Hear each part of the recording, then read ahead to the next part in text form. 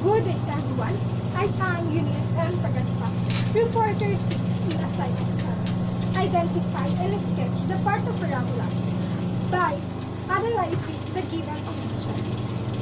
A parabola has its vertex at negative 1 and 5, x equal negative 5 at the vertex. So para ma-identify natin kung anong part ng parabola ito, kailangan natin i-sketch.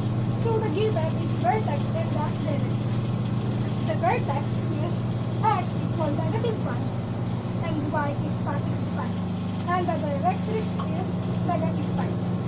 Since the directrix is negative axis, we assume the parabola's open is to the right. Is y minus a squared equal 4a open and close parenthesis x minus h.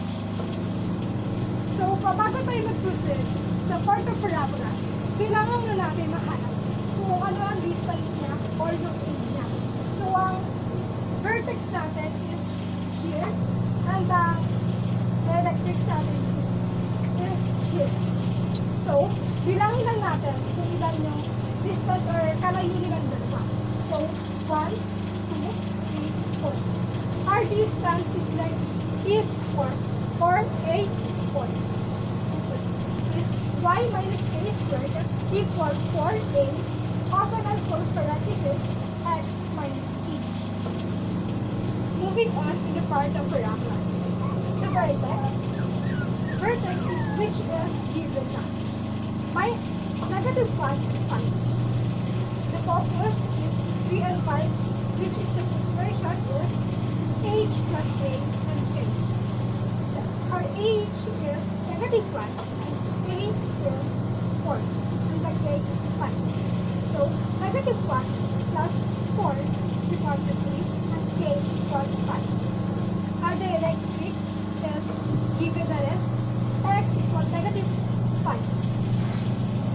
The axis of symmetry is y and 5.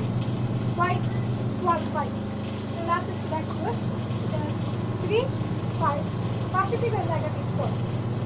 Ginamit natin ang 3 and 5 sa focus at ang positive and negative 4 sa distance per a. The lattice rectus 1 is 3, 9. 3, bring down 3, 5 plus 4 equal to 9.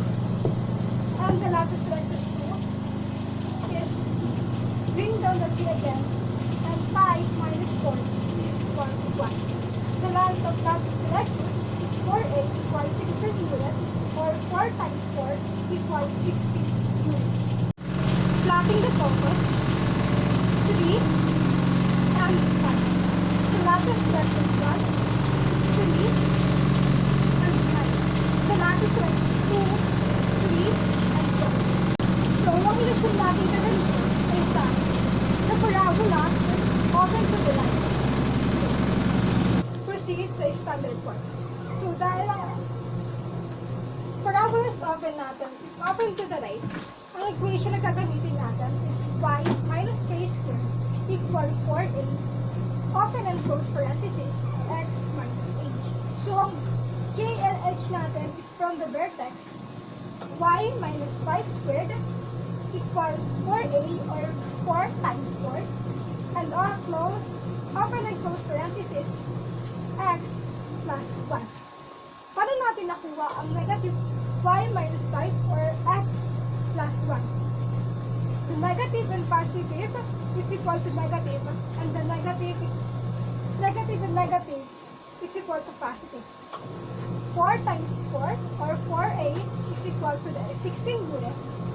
So our final standard form is y minus 5 squared equals 16. Open and close parenthesis y x plus 1.